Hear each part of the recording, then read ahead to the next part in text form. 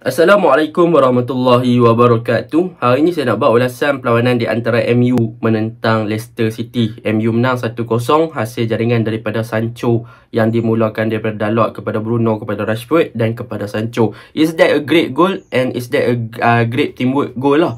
So benda tu sangat-sangat bagus lah untuk pasukan MU. Tetapi sebenarnya bagi saya itu adalah perlawanan yang tidak memuaskan hati. Sebab apa? Sebab daripada segi attacking MU masih lagi agak struggle. Erik ten Hag dengan kemasukan beliau telah berjaya untuk mengubah defense department pasukan MU untuk lebih solid pada beberapa perlawanan yang lepas selepas mereka dibantai 2 game yang awal. So memang nampak MU punya defense memang every game dalam last 3 game memang solid, 2 clean sheet. So it's the good thing tentang defense. Tetapi permasalahan terbesar sekarang adalah di bahagian tengah, bahagian attacking. Apa yang menjadi masalah kepada bahagian attacking ataupun bahagian midfield pasukan MU itu sendiri? Mungkin lepas ni lawan Arsenal, Anthony boleh main, mungkin kita boleh nampak lah perubahan ataupun tak lah.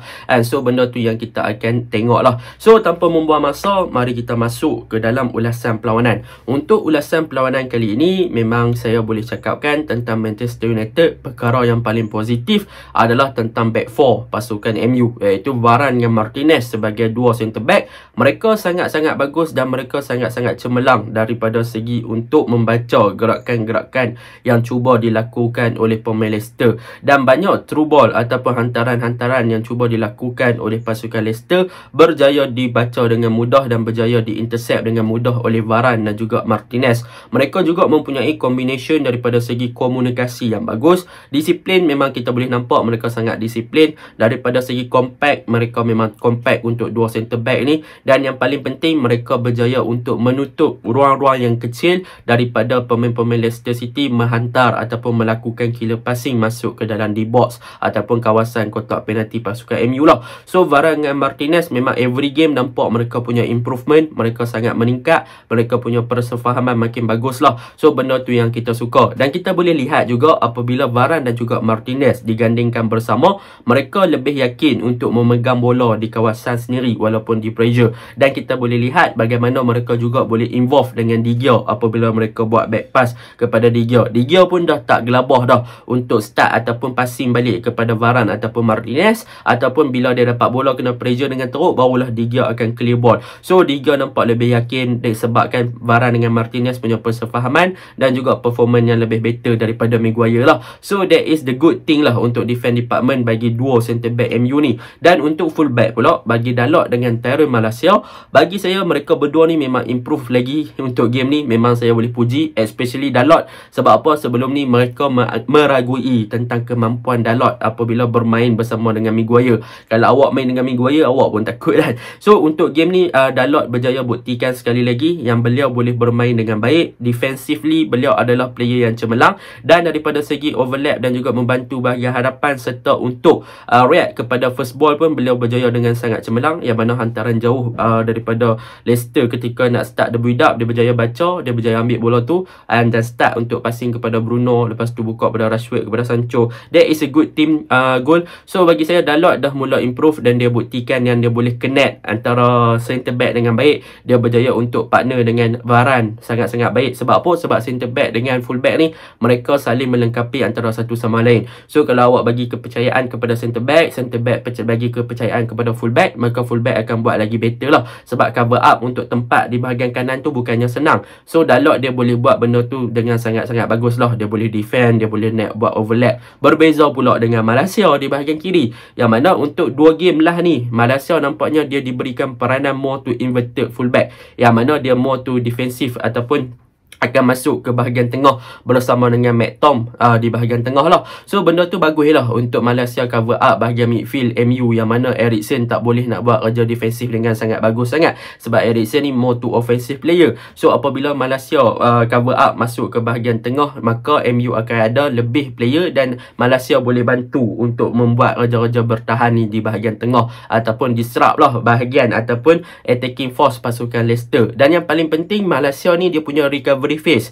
Dia apabila dia masuk ke bahagian tengah tu, dia bukannya saja-saja masuk. Dia masuk tu ikut timing lah. Dia mana kalau waktu MU attacking, dia akan masuk ke bahagian tengah dan cuba involve di bahagian tengah. Dan sekiranya di counter, dia akan cover balik tempat dia di bahagian left back ataupun di bahagian kiri ni untuk memastikan yang Leicester tak boleh nak penetrate di kawasan dia. So benda tu memang positif lah untuk back 4 MU semalam. Memang positif. Every game mereka improve.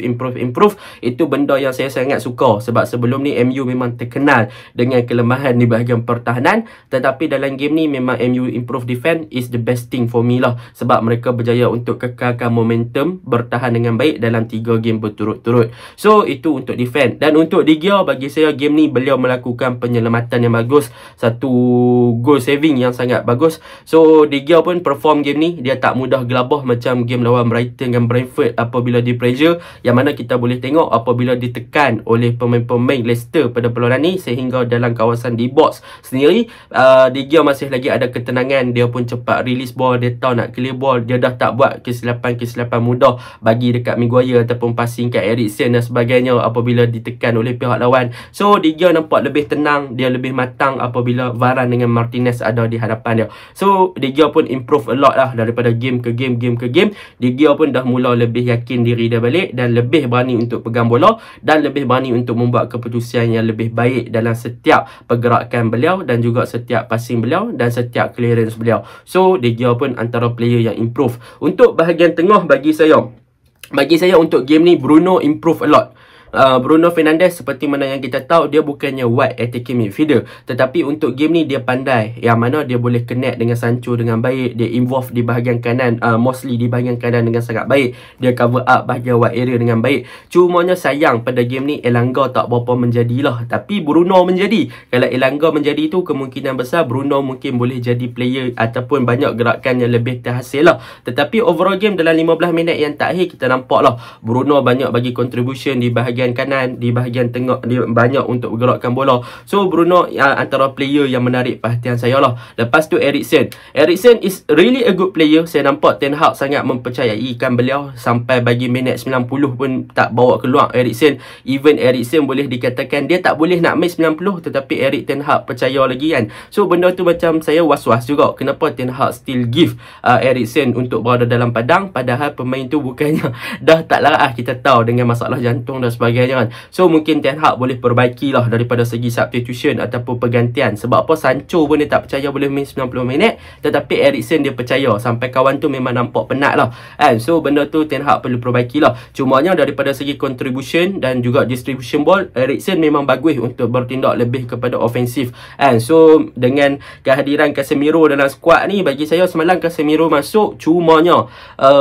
bagi saya nampak Casemiro masih lagi memerlukan masa untuk adapt ataupun untuk menjalankan tugas dia dengan sangat baik di bawah kendialan Erik Ten Hag lah. Ada beberapa simple mistake dia lakukan, tetapi overall nampak yang Casemiro is willing to play. Dia nampak dia nak buat kerja tu, tetapi dia masih lagi memerlukan masa untuk adapt dengan the whole situation, dengan the whole new environment, dengan whole new tactical. So Casemiro akan makan masa sikit. Mungkin dalam 3 ataupun 4 game akan datang, mungkin Casemiro boleh blend in dengan tactical daripada Ten Hag itu sendirilah. Dan sebab itulah saya percaya yang Ten Hag buat masa sekarang ni, dia akan still lagi guna McTom dan juga Eriksen. Sebab McTom dengan Eriksen ni antara player yang dah memang follow up daripada awal untuk Ten Hag berbanding Casemiro yang baru masuk. So bagi Casemiro perlu diberikan masa lagi. Dan the next thing is about Sancho. Untuk game ni bagi saya Sancho is one of the best player atas padang, yang mana beliau berjaya untuk buktikan apabila diberi peluang untuk dia involve di bahagian lebih ke tengah dan juga lebih kepada attacking, dia boleh buat something berbanding letak dia di bahagian wide area untuk menjadikan dia sebagai winger. Sebab kita tahu Sancho ni typical player yang bukannya suka dribbling, bukannya ada passing yang laju sangat, tetapi dia adalah player yang ada ability untuk control ball dengan sangat baik, untuk buat larian di belakang pertahanan dengan baik. Dia punya movement bagus. So benda tu yang MU patut guna kepada Sancho lah, berbanding letak Sancho di bahagian wide area. So dengan kedatangan Anthony ni, saya harap ada perubahan sikit lah corak permainan Sancho dan juga Anthony, sebab Anthony adalah touchline winger yang kita perlukan. So that is different lah between Anthony dengan Sancho. Dan untuk Elanga game ni, macam saya cakap tadi, Elanga tak berapa menjadi, sayang lah sebab Bruno menjadi tapi Elanga pula pula tak menjadi. Jadi benda tu menjadikan balik bahagian hadapan MU nampak lack of position dan boleh nampakkan lack of creativity, off ball movement pun masih lagi kurang. Untuk Rashford, macam saya cakap, beliau masih lagi belum selesa dengan posisi beliau sebagai striker. Nampak contribution beliau, off ball movement, positioning, beliau drop terlalu jauh ke belakang, beliau tak pandai nak link up sangat. So MU memang masih lagi kekurangan seorang pure striker lah. Kemasukan CR adalah perubahan sikit untuk game ni. Bagi saya, untuk season ni CR diturunkan, this is the best game, iaitu menentang Leicester, yang mana dia boleh buat 3 larian di belakang pertahanan untuk open game, dan dia agak involved dengan beberapa gerakan. So agak intelligent, agak bijak daripada CR untuk game ni, dan agak ada positif side lah daripada CR yang ditunjukkan untuk game ni berbanding game yang lepas.